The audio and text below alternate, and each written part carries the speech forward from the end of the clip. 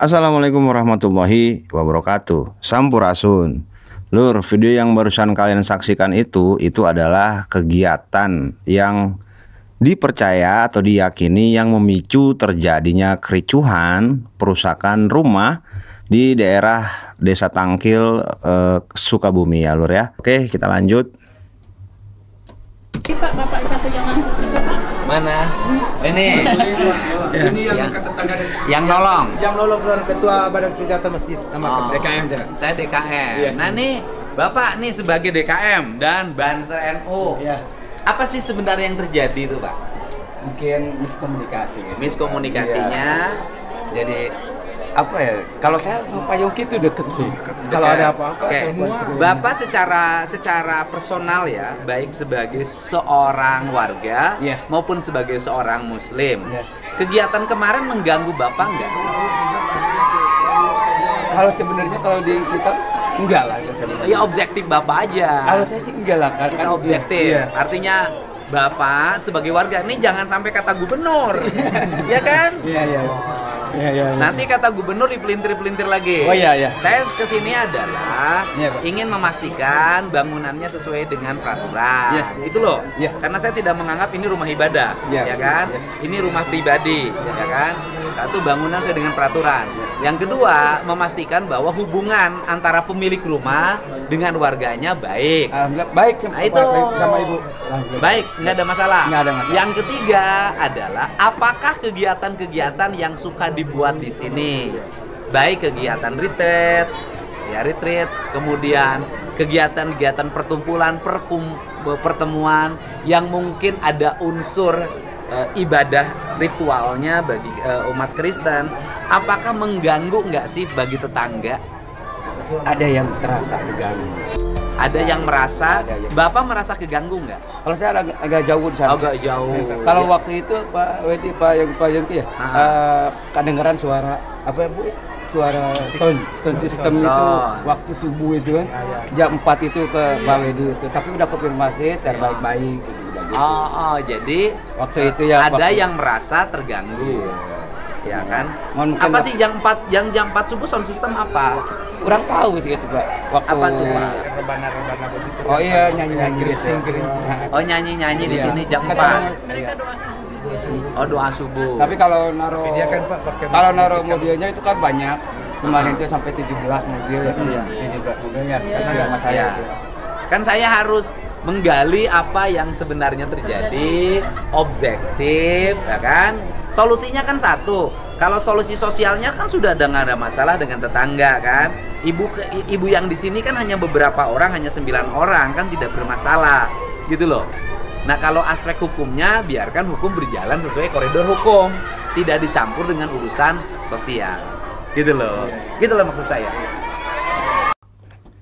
Ya Lur, ya itu tadi udah disaksikan sendiri bagaimana videonya. Ternyata pemicunya itu adalah karena ada suara sound system jam 4 subuh. Cuman memang yang namanya pengerusakan itu nggak boleh ya. Sekali lagi kami ingatkan, pengerusakan dalam bentuk apapun itu tidak dibenarkan ya Lur ya. Jadi segala sesuatu itu ada proses, ada prosedurnya. Dan kita memiliki struktur kalau memang ada apa-apa merasa terganggu, kita bisa melaporkan hal tersebut kepada pihak desa, kepada pihak kepolisian, atau kepada pihak-pihak yang terkait. Jadi sekali lagi kami tekankan, yang namanya main hakim sendiri, apalagi sampai melakukan pengerusakan, itu tidak pernah dibenarkan, apapun alasannya ya Lur ya. Dan saya yakin agama manapun itu tidak akan pernah mengajarkan hal-hal yang seperti itu Lur. Ya, jadi mohon dicatat sekali lagi, kita ketika ada permasalahan nggak boleh emosi ya Lur ya. Oke, next.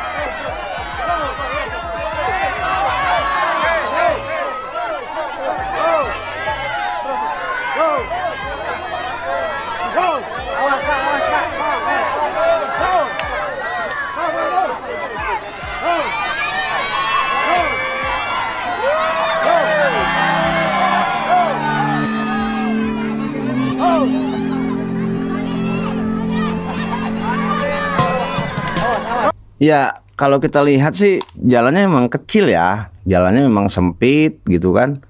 Ya tadi kan kata keterangan dari video yang sebelumnya itu kan ada 15 mobil. Kalau kita hitung-hitung parkirannya itu mungkin muat sekitar 4-5 mobil lah mungkin. Nah, berarti ada sekitar 10 mobil entah parkir di jalan, sisi jalan gitu ya, di tepi jalan ataupun parkirnya di mana, di Mah Batur, nebeng apa kumaha. Tapi ya kemungkinan besar sih di sisi jalan kemungkinan.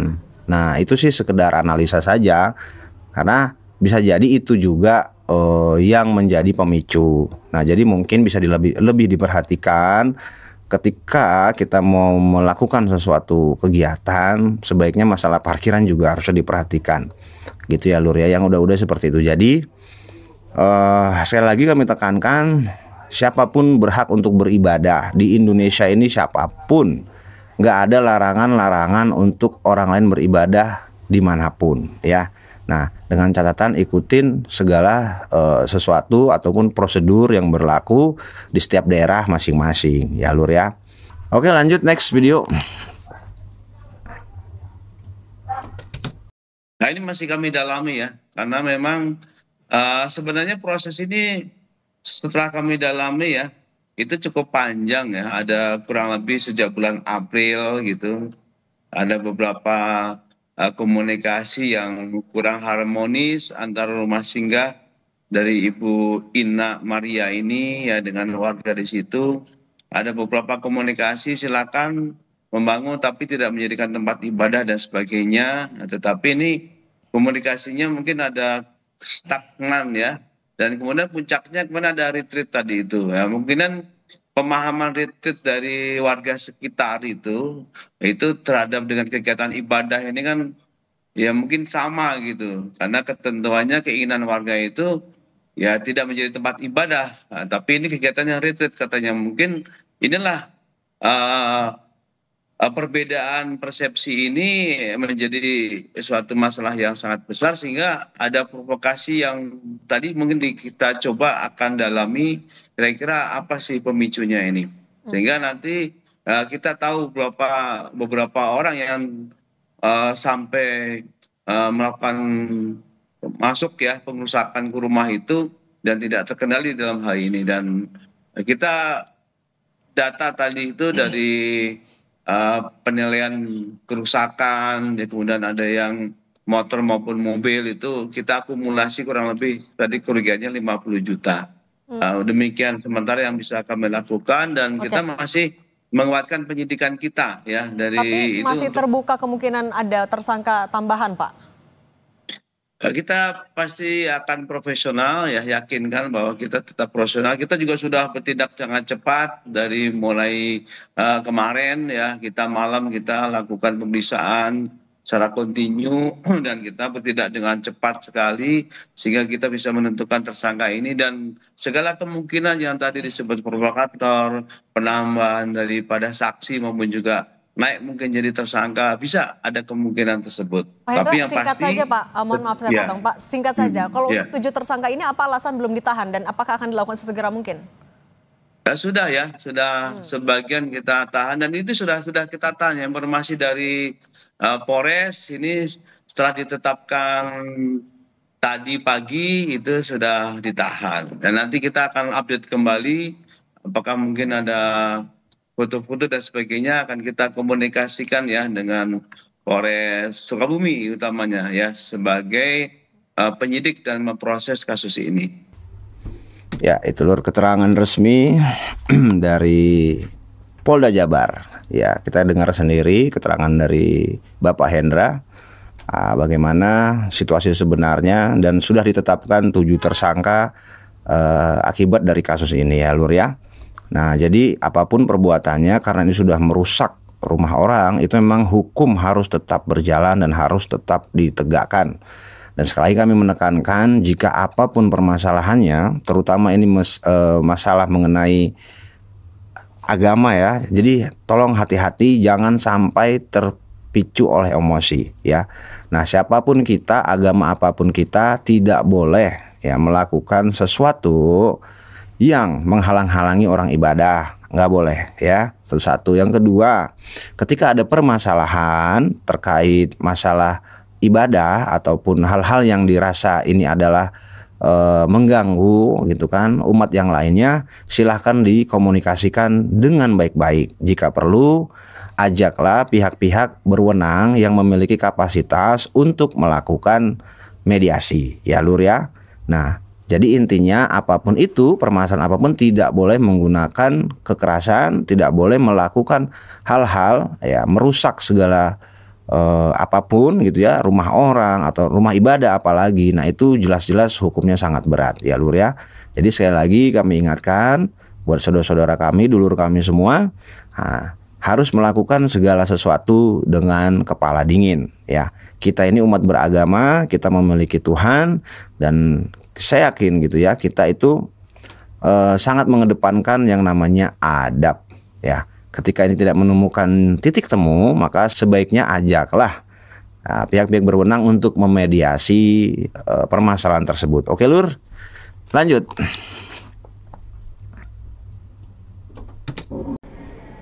Yongki Dien, pengelola rumah singgah atau villa yang dirusak warga saat retret pelajar umat Kristiani, mengungkapkan bahwa dana bantuan sebesar 100 juta rupiah dari Gubernur Jawa Barat, Deddy Mulyadi, akan digunakan untuk renovasi musola dan pembangunan fasilitas umum lainnya. Hal tersebut direncanakan setelah perbaikan villa yang sempat dirusak oleh massa.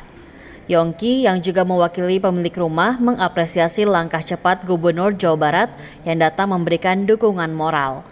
Namun hingga berita ini diturunkan, Kompas.com belum mendapatkan respons dari pihak Desa Tangkel mengenai rencana pemberian donasi oleh pemilik rumah yang dibubarkan saat retret tersebut. Ya, ini Lur contoh yang baik ya kan.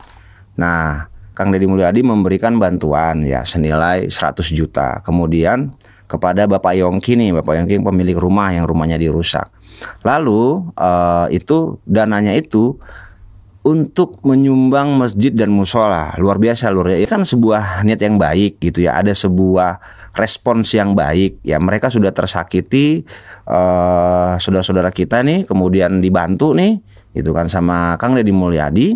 Nah, lalu kemudian uangnya ini mau diserahkan kepada pihak masjid dan musola. Kita harus mengapresiasi, dan ini menjadikan pelajaran penting jika kedepannya hal-hal seperti ini tidak perlu lagi terjadi di negara kita, Republik Indonesia tercinta ini ya Lur ya.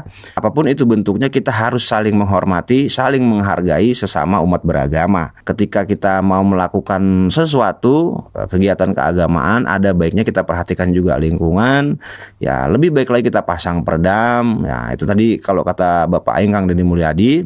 Nah, itu tata ruangnya diperbaiki. Ya, itu kalau udah ada peredam jam berapapun nggak ada masalah kan gitu kan. Ya, ruangannya kita akalin bagaimana caranya supaya bisa meredam suara, itu satu. Yang kedua, yang sudah khilaf gitu ya melakukan pengerusakan, itu jadikan pelajaran. Nah, apapun yang terjadi jangan mudah terprovokasi. Kalau ada orang yang ngajak-ngajak, udah tahan dulu, biarin dulu, kita mediasi aja dulu. Kita lapor aja ke pihak terkait, biar pihak terkait yang melakukan mediasi ya gitu ya Lur ya.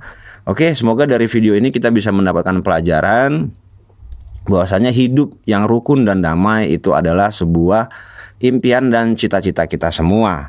Nah, jadi kedepannya mudah-mudahan kami doakan supaya masalah ini cepat selesai, segera beres. Yang melakukan kesalahan harus tetap dihukum. Kemudian kami juga mengucapkan bela sungkawa terhadap keluarga yang menjadi korban atas kejadian ini. Nah, kedepannya mudah-mudahan kita bisa bersinergi, bisa menjadi lebih baik, dan kita bisa menjadi masyarakat yang hidup rukun dan damai di negara kita tercinta, Republik Indonesia. Oke, sekian dulu untuk video kali ini. Terima kasih banyak sudah menonton sampai detik ini. Kami mohon maaf jika ada narasi, baik fakta maupun data yang belum tepat. Sampai jumpa di video selanjutnya. Assalamualaikum warahmatullahi wabarakatuh. Hatur nuhun.